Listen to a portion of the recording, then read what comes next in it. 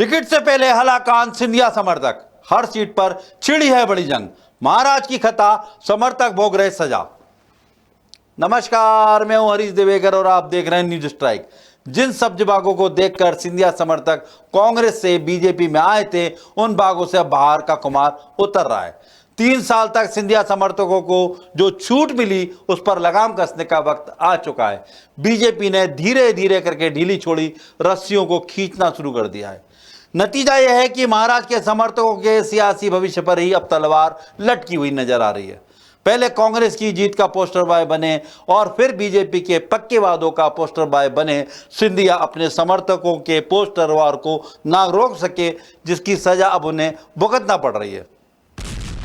साल 2020 में हुआ उपचुनाव याद है आपको? 28 सीटों के इस उपचुनाव में ज्योतिरादित्य सिंधिया हीरो थे। हर सभा, हर रैली में मुख्यमंत्री शिवराज सिंह चौहान के साथ वो कंधा से कंधा मिलाते नजर आए। साल 2023 का मुख्य विधानसभा चुनाव आते आते तस्वीर बदली हुई नजर आने लगी। सिंधिया बीजेपी नेताओं की कतार में अब काफी पीछे नजर आ रहे हैं। बीजेपी उम्मीदवारों की पहली लिस्ट में भी यही स्थिति नजर आ रही है, जिसमें दल बदल कर बीजेपी में आए सिंधिया समर्थकों का नाम गायब हो चुका है। मामला इतने पर ही सिमट जाता तो भी ठीक था। मुश्किल ये हो गई है कि आने वाली सूचियों में भी कई सिंधिया समर्थकों के नाम कटने के आसार साफ नजर आ रहे हैं। सिंधिया समर्थकों को मेन स्ट्रीम से बाहर करना बीजेपी की मजबूरी बन चुकी है, खास तौर से ग्वालियर चंबल में, जहां सिंधिया समर्थकों पर अब बीजेपी के पुराने नेता भारी पड़ने लगे। पार्टी लाइन से बाहर जाकर महाराज के नाम पर रुआब झाड़ रहे समर्थकों की वजह से पहले ही बीजेपी में बहुत नाराजगी है, जिसका नुकसान भांपते हुए पार्टी अब सख्त फैसले ले रही है। पहली लिस्ट में उस सख्ती का टेलर दिखाई दिया, अब आने वाली लिस्ट में और भी सिंधिया समर्थकों के दिल टूटने का अंदेशा है। ऐसा इसलिए भी लग रहा है क्योंकि दल बदल वाली सीटों पर पुराने भाजपाई दम मारने लगे। कुछ सीटों पर तो एक से ज्यादा बीजेपी नेता लॉबिंग में जुट गए। उपचुनाव में ग्वालियर चंबल की 16 सीटें शामिल थीं, जिनमें से 15 सीटों पर सिंधिया समर्थकों ने ही चुनाव लड़ा था। पहली लिस्ट में बीजेपी ने उन सीटों में से 2 पर उम्मीदवार उतार दिए हैं। एक सीट पर तो एदल सिंह कंसाना को दोबारा टिकट मिल चुका है, लेकिन गोहद सीट पर बीजेपी के पुराने नेता लाल सिंह आर्य भारी पड़े हैं। सिंधिया समर्थक रणवीर जाटव का टिकट काट दिया गया है। इसके बाद से बीजेपी में अटकलें तेज हैं कि अब सिंधिया समर्थकों के दिन लग गए हैं। कांग्रेस ने भी ये दावा कर ही दिया है कि अब सिंधिया और उनके समर्थकों को धोखे की सजा मिलने वाली है। देखिए, सिंधिया जी जो खुद हैं, भाजपा में जाने के बाद तीसरी पंक्ति के नेता बन चुके हैं। जहां कांग्रेस में प्रथम पंक्ति के नेता कहलाते थे, वो तीसरी पंक्ति के नेता हैं। इसके अलावा आप देखें, जब खुद वो सांसद जिसने सिंधिया को हराया हो, केपी यादव, अगर वो सिंधिया को मंद बुद्धि कह दे, इससे जाहिर होता है कि सिंधिया की भारतीय जनता पार्टी में क्या हैसियत बची है। टिकट तो छोड़िए, अपने समर्थकों के टिकट तो छोड़िए, मैं तो कहता हूँ सिंधिया जी खुद अगर कहीं से टिकट पा जाए, भाजपा से चुनाव जीत जाएं, तो मैं दावा करता हूं सिंधिया जी वो भी नहीं कर पाएंगे, क्योंकि सिंधिया जी को भारतीय जनता पार्टी ने एक टिश्यू पेपर की तरह यूज करके फेंक दिया। यूज एंड थ्रो हो गए सिंधिया जी, एक टिश्यू पेपर की तरह। अब सिंधिया जी का भाजपा में कोई वजूद नहीं बचा है। बीजेपी में भी हालात कुछ ऐसे ही हैं, जिसके बाद अटकलें या दावे दोनों को सच मानना मजबूरी हो रहा है। हालांकि कुछ सिंधिया समर्थकों का टिकट तय माना जा रहा है, जिनमें तुलसी सिलावट, राजवर्धन सिंह दत्तीगांव और महेंद्र सिंह सिसोदिया का नाम शामिल है। इसके अलावा हार के बावजूद इमरती देवी टिकट की मजबूत दावेदार मानी जा रही हैं, लेकिन बाकी सीटों पर जबरदस्त द्वंद्व छिड़ा हुआ है। बात करते हैं मुरैना सीट। सिंधिया समर्थक पूर्व विधायक रघुराज कंसाना के अलावा पूर्व मंत्री रुस्तम सिंह के बेटे राकेश सिंह यहाँ से टिकट के दावेदार हैं। हमीर पटेल और गीता हर्षाना भी यहाँ पर दावेदारी जता रही हैं। डिमनी सीट की बात करें तो कांग्रेस के रविंद्र सिंह तोमर यहाँ से विधायक हैं। 2020 के उपचुनाव में कांग्रेस छोड़कर बीजेपी में आए पूर्व विधायक गिरिराज दंडौतिया को 26,467 वोटों से हराया था। गिरिराज के अलावा पूर्व विधायक शिवमंगल सिंह तोमर भी यहाँ से दावेदारी कर रहे हैं। करेरा सीट की बात करें तो इस सीट पर कांग्रेस के प्रागीलाल जाटव विधायक हैं। उपचुनाव में सिंधिया समर्थक जसवंत जाटव को इन्होंने हराया था। अब जसवंत जाटव के अलावा पूर्व विधायक रमेश खटीक और शकुंतला खटीक भी दावेदारों में शामिल।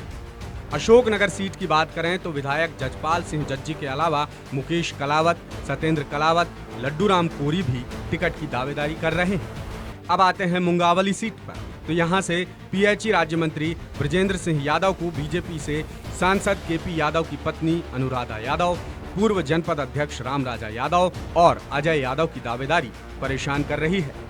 मेहगांव सीट की बात करें तो सिंधिया समर्थक मंत्री ओपीएस भदौरिया के अलावा मूल बीजेपी नेता और पूर्व विधायक राकेश शुक्ला और मुकेश चौधरी भी मजबूत दावेदार माने जा रहे हैं। भांडेर सीट पर 2020 में सिंधिया समर्थक रक्षा सिरोनिया कांग्रेस प्रत्याशी फूल सिंह बरैया से महज 161 वोटों से जीती थी।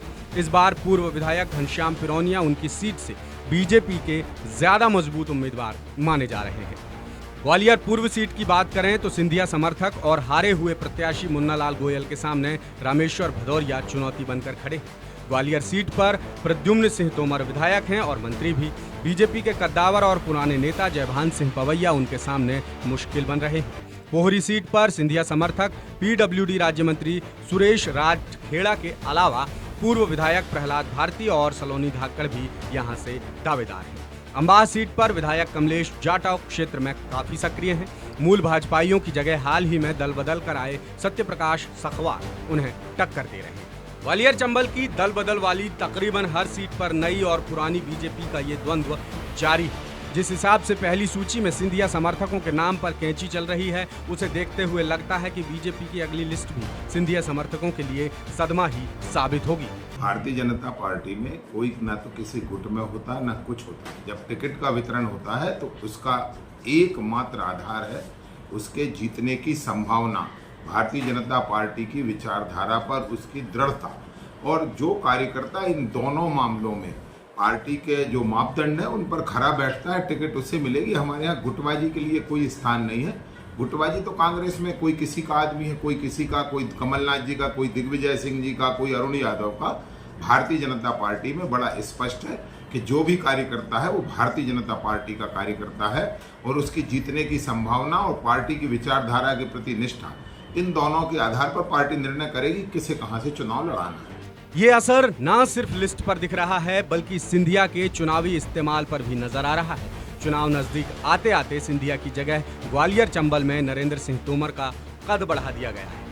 सिंधिया जैसे चुनावी चेहरे का उपयोग ना के बराबर नजर आ रहा है। इतना ही नहीं, हाल ही में मंत्री पद की लिस्ट जारी करते समय उमा भारती को तो सुना गया, लेकिन सिंधिया समर्थक को मौका नहीं दिया गया। उसकी जगह एक पद खाली रखना ही मुनासिब समझा गया। क्या ये इस बात का इशारा नहीं है कि सिंधिया का मैजिक अब बीजेपी में खत्म हो रहा है? देखिए, जैसा आज नरेंद्र सिंह तोमर जी ने पत्रकारों के सामने कहा कि सिंधिया जी हमारे नेता हैं। कांग्रेस में जब तक थे तब चेहरा थे, उनकी पूछ परख थी, वहां पहुंच के नेता हो गए। और नेता का बीजेपी में क्या हाल होता है वो अगर देखना है तो आपको ग्वालियर से अनूप मिश्रा को देख लेना चाहिए, जयभान सिंह पवैया को देख लेना चाहिए, गौरीशंकर सेजवार को देख लेना चाहिए। ये बीजेपी का अपने नेताओं के साथ एक बड़ा वर्ग है, बड़े नाम है। तो ये स्थिति, सिंधिया जी अब नेता हैं और नेताओं के साथ जो बीजेपी करती है वो कर रही है। और अब मजबूरी सिंधिया जी की है कि वो नेताओं की भीड़ में से बाहर निकल के चेहरा तो बन नहीं सकते, क्योंकि इस पार्टी में चेहरा तो दो ही है, तीसरा चेहरा हो नहीं सकता। तो उनके साथ सारे प्रयोग अब होंगे और बीजेपी अब उनके साथ प्रयोग कर रही है। इसकी शुरुआत है, कैंडिडेट का टिकट कटा और उसके बाद उनकी जो कैबिनेट एक्सपेंशन हुआ उसमें भी सीट खाली है, लेकिन नहीं पूछा गया, आगे पूछे भी नहीं जाएंगे क्योंकि नेता बहुत है बीजेपी में। बीजेपी ने चुनावी समय में नए कार्यकर्ताओं की जगह मूल कार्यकर्ताओं को ही तवज्जो देकर ये स्पष्ट कर दिया है कि पार्टी किसी भी शर्त पर सीटें गंवाने के मूड में कतई नहीं है। इसी मुद्दे से जुड़ा हमारा आज का सवाल है कि क्या सिंधिया समर्थकों को साइडलाइन कर ग्वालियर चंबल में बीजेपी को बड़ा नुकसान होगा?